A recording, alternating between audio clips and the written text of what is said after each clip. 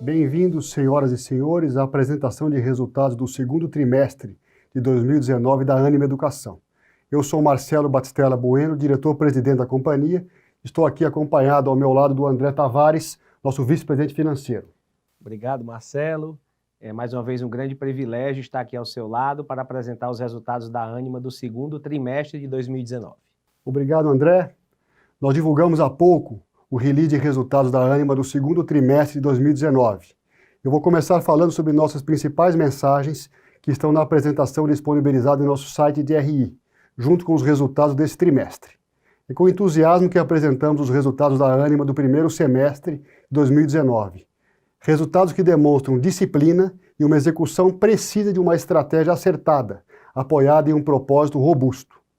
Encerramos esse primeiro semestre de 2019 dando mais um passo no movimento de evolução de margem, com um EBITDA ajustado de 113 milhões, sem considerar os efeitos do IFRS 16, e uma margem de 19,9%, o que representa uma evolução anual de mais 1,2 ponto percentual. Em um cenário altamente competitivo, seguimos com um crescimento consistente da receita líquida de 4,7% no semestre, quando comparado no mesmo período do ano passado. Esse patamar de receita foi alcançado principalmente por um crescimento de 5,4% no segmento do ensino, que atingiu uma média de base de alunos total de 110 mil matrículas nesse semestre, ou um crescimento anual de 9,1%, apesar de um ticket médio líquido ainda pressionado.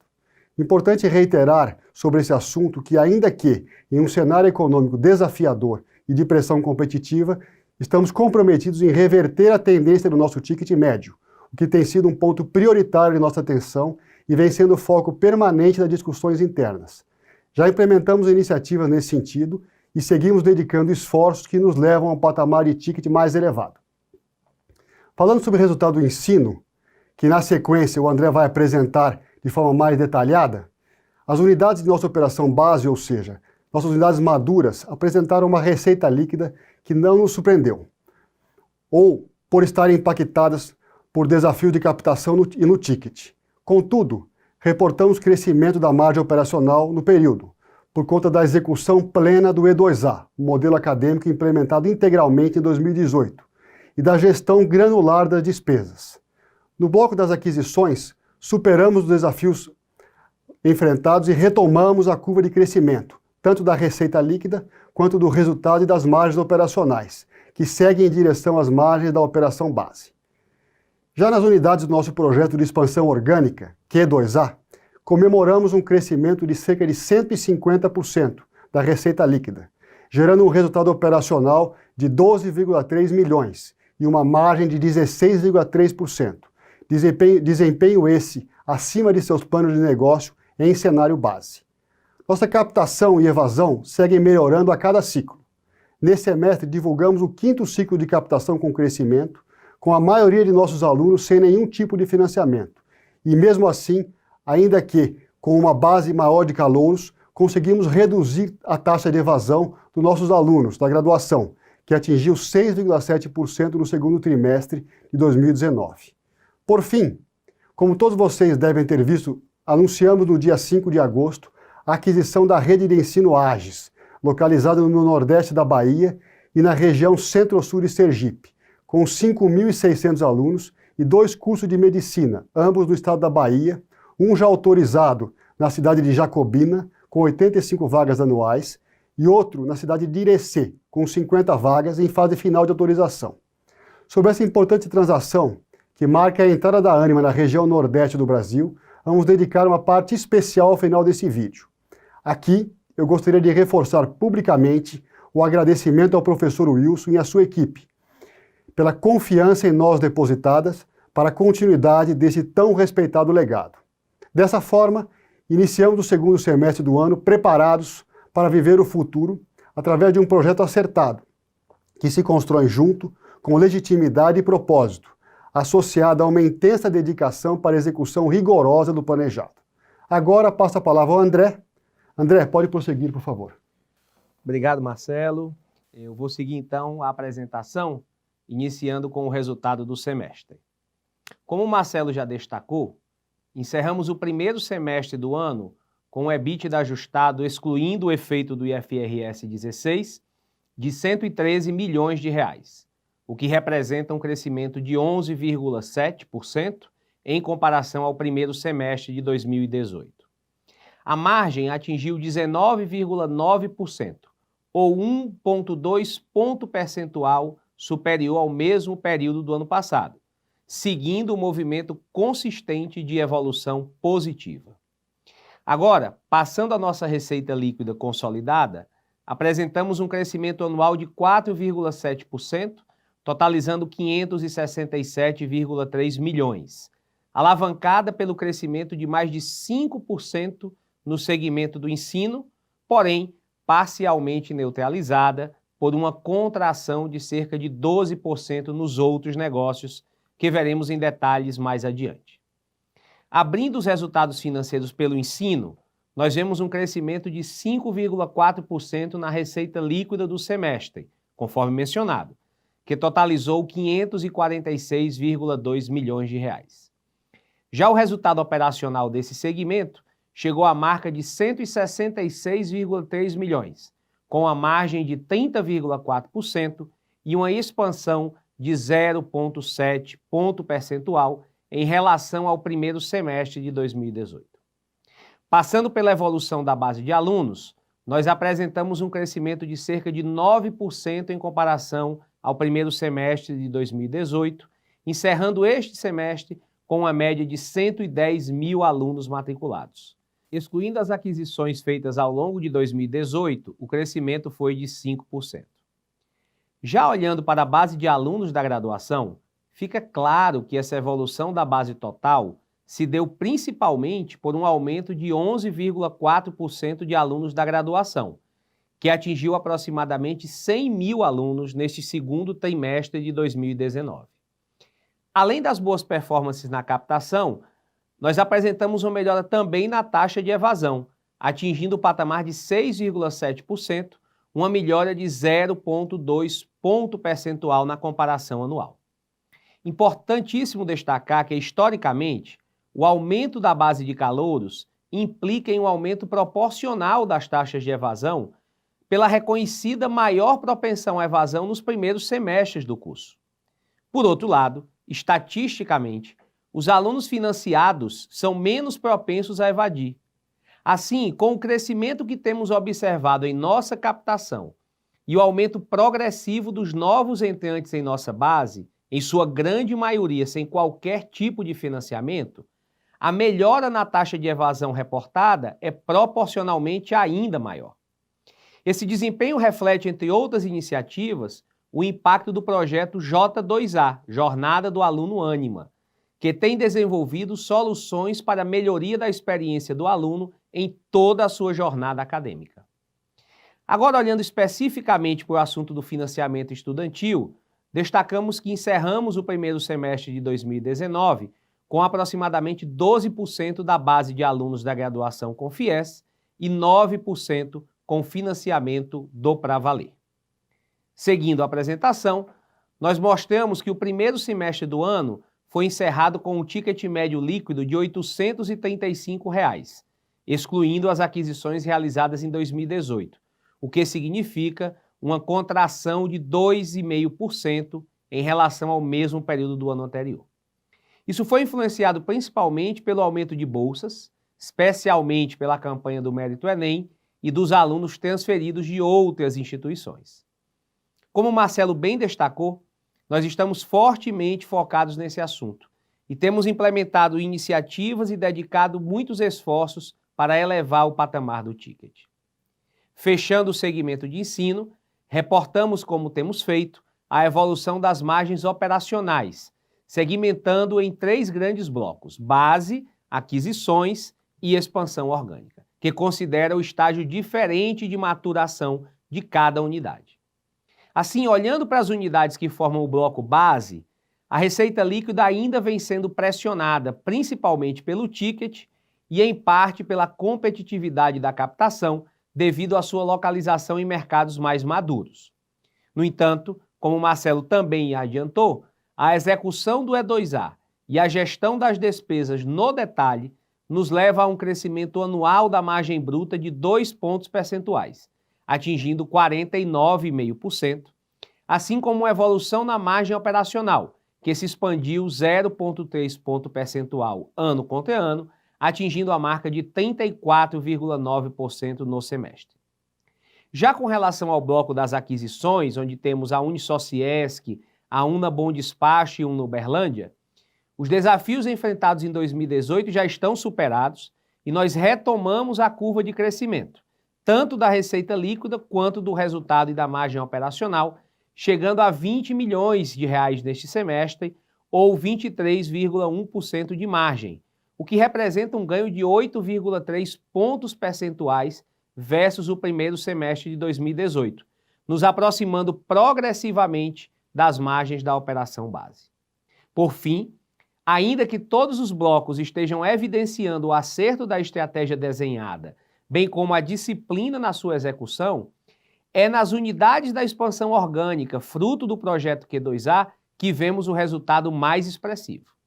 A receita líquida desse bloco cresceu cerca de 150% ano contra ano, gerando um resultado operacional de 12,3 milhões de reais e uma margem de 16,3% ou mais 10 pontos percentuais em relação ao primeiro semestre de 2018. Considerando que esse bloco conta com 22 novas unidades, das quais 7 abertas em 2018 e 8 abertas neste ano de 2019, o crescimento dessa operação é notório e seu amadurecimento segue uma curva melhor do que a prevista em seus planos de negócio. Importante lembrar também que o tempo de amadurecimento de uma unidade acadêmica é de aproximadamente 5 anos e que as unidades desse bloco têm em média 1 ano e meio desde sua abertura. Falando agora sobre a unidade de outros negócios, composto pela HSM e pela EBRAD, Escola Brasileira de Direito, atingimos um resultado operacional negativo de 3 milhões, versus um negativo de 1,9 milhões no primeiro semestre de 2018, excluindo o efeito do IFRS 16. O resultado negativo no primeiro semestre segue a sazonalidade deste segmento, que historicamente se recupera no segundo semestre do ano. A diferença na comparação anual se dá por conta do desempenho extraordinário da primeira edição do Singularity University Brasil Summit, realizado no segundo trimestre de 2018. Por outro lado, a EBRAD e a HSMU, cursos livres e pós-graduação em gestão, seguem com crescimentos em linha com os seus planos de negócios. Olhando agora para as despesas corporativas e de D&A, seguimos destacando nosso foco nas despesas da companhia como um todo. Os resultados desses esforços seguem demonstrados no resultado do primeiro semestre de 2019, quando a soma de despesas corporativas e D&A das unidades de negócio atingiu a marca de 19,9% da receita líquida, meio ponto percentual melhor versus o primeiro semestre de 2018.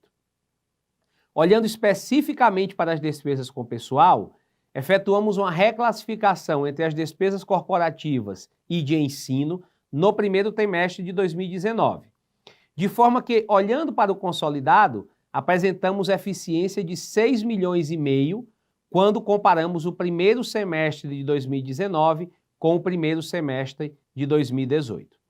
Isso ocorreu mesmo com o impacto do dissídio coletivo, que foi de 4,3%, a expansão das 7 unidades abertas em 2018 e ainda a inauguração de 8 novas unidades no início deste ano.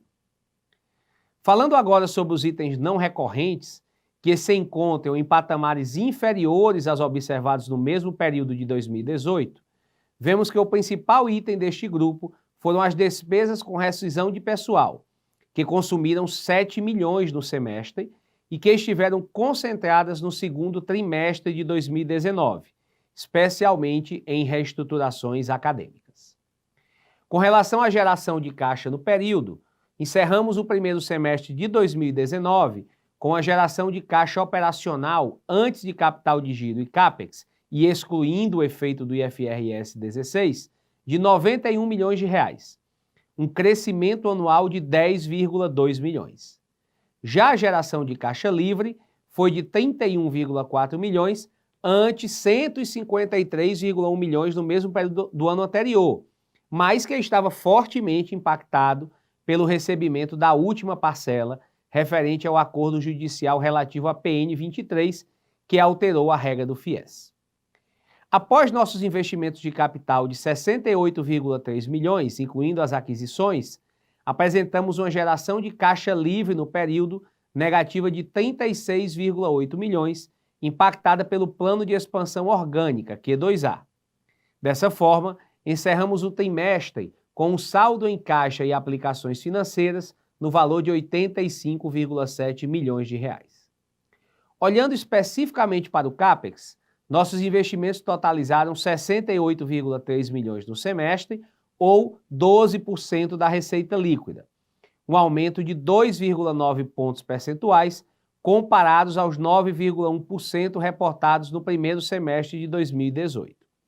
Esse nível de investimento é impactado pelas unidades da expansão orgânica, através do amadurecimento das unidades abertas entre julho de 2016 e janeiro de 2019, que representaram 38% do CAPEX total neste semestre.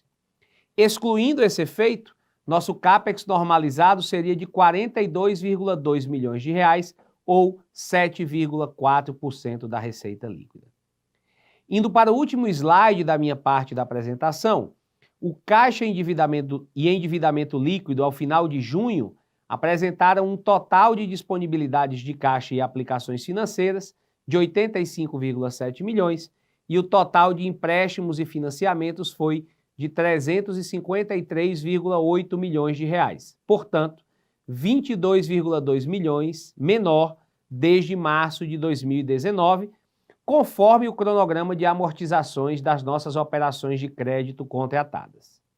Enfatizamos aqui que o perfil de vencimento das dívidas está bem diluído ao longo dos próximos 5 anos, não apresentando concentração significativa. As outras obrigações de curto e longo prazo, representadas principalmente pelos títulos a pagar relacionados às aquisições, totalizaram 104,5 milhões.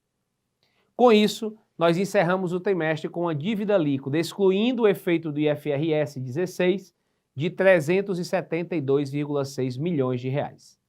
Os efeitos da reclassificação trazidos pelo IFRS 16 representam uma diferença na linha de empréstimos e financiamentos de 538,5 milhões de reais, valor este referente ao valor presente dos contratos de aluguel que passaram a ser classificados no passivo pelo mesmo montante atribuído ao ativo de direito de uso.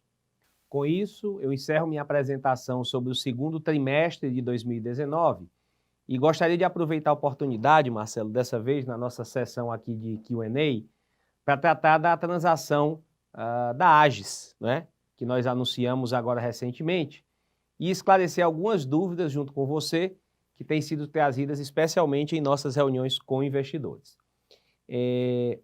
A primeira pergunta é se você poderia falar um pouco sobre o racional por trás dessa operação e quais os principais benefícios para a nossa companhia.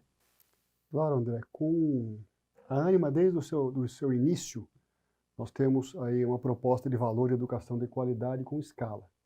Também uma estratégia de verticais, né? Vertical de gestão aí com a HSM, vertical de direito com a EBRAD, Escola Brasileira de Direito, que já tem aproximadamente 20 mil alunos, né? E também com a Lei Cordon Bleu.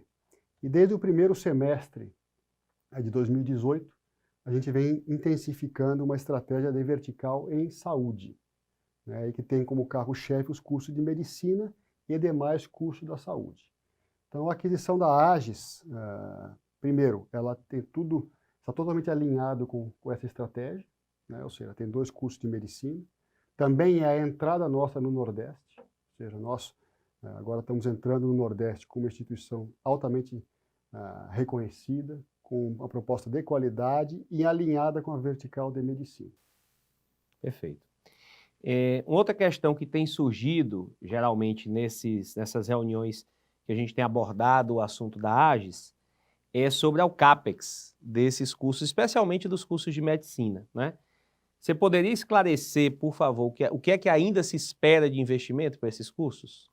Claro, no caso da AGES, o CAPEX de Jacobina já está praticamente feito, porque já está em operação, né, e o CAPEX de Irecê também, porque Irecê já recebeu, inclusive, a visita de reconhecimento do MEC. Então, acho que o efeito de CAPEX para esses dois cursos não será relevante. Perfeito. E uma terceira pergunta, Marcelo, que também tem sido frequente, é sobre a alavancagem da companhia com essa transação. Se você me permitir, eu vou tomar a liberdade de responder essa questão. Com certeza. Obrigado. A nossa alavancagem com essa operação da AGES, ela fica em torno de 2,7 vezes o EBITDA projetado para 2019, o que a gente entende ainda que é uma alavancagem bastante confortável, mas até mais importante do que isso é quando a gente olha para o crescimento da Ânima e o crescimento da AGES especificamente, é que a gente vê uma curva de desalavancagem muito forte, com 2020 já vindo para baixo de 2,5 vezes e 2021 até caindo de 2 vezes. Então, nós estamos muito confortáveis com a trajetória da alavancagem, especialmente se a gente entender que estamos num momento de taxas de juros no nosso país bastante interessante para esse movimento de alavancagem, não é? Talvez nós nunca estivemos num momento tão propício a gente tomar recursos, especialmente para viabilizar operações tão interessantes como é a operação da AGES. E um momento de grande liquidez, né? Sim. Acho que é importante a gente ter sempre consciência e clareza que qualquer diluição tem que ser muito bem pensada, muito bem calculada, porque em momentos de grande liquidez e taxa de juros baixa, talvez não faça sentido ter uma diluição em patamares que não sejam realmente importantes e interessantes aos nossos acionistas. Claro, numa operação como a da AGES, sem dúvida, nós estamos gerando muito mais valor para o nosso acionista com aumentando um pouco a alavancagem do que fazendo alguma operação de equity, né? Com certeza. Bom, eu gostaria de lembrar que a apresentação com maiores detalhes sobre essa transação da AGES, ela já está disponível em nosso site de Relações com Investidores e no site da CVM. E também o nosso time de RI continua à disposição para qualquer dúvida adicional. Marcelo, eu agradeço mais uma vez a oportunidade. Volto a palavra para você fazer as suas considerações finais e encerrar essa apresentação desse release. Obrigado, André. Apoiado em tudo que o André acaba de representar, reforço aqui minhas colocações iniciais e acrescento mais algumas importantes conclusões. Há cerca de 3 anos, nos deparamos com um novo cenário competitivo no setor, somado a um ambiente macro desafiador, e identificamos a necessidade de repensar a estratégia da companhia. Nos reorganizamos, construímos coletivamente nosso plano estratégico, promovemos importantes evoluções na nossa governança, redefinimos o management com instâncias claras e fortalecidas de gestão e execução. Implementamos o projeto Censo, estamos cada vez mais focando em toda a cadeia de geração de valor, visando o que efetivamente faz a diferença na vida do aluno e, por consequência, na relação com todos os stakeholders e em toda a sua vida acadêmica, atendendo assim o que se denomina lifelong learning.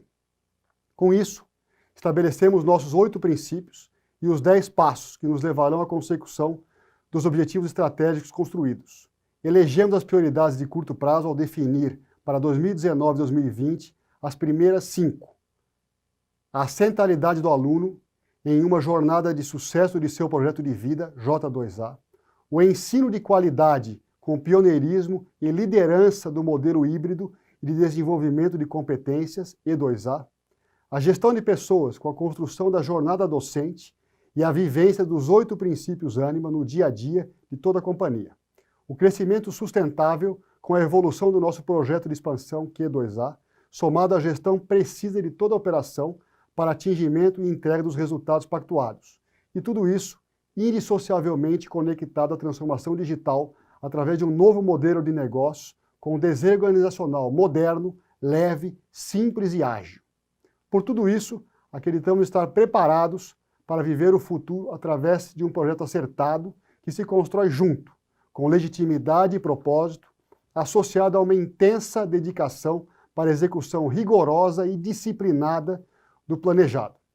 É dessa forma que reafirmamos o que nos trouxe até aqui e seguimos adiante na nossa trajetória de viabilizar de forma sustentável mais oportunidades para que os brasileiros possam ter acesso a uma educação de qualidade e assim realizar nosso propósito de transformar o país pela educação.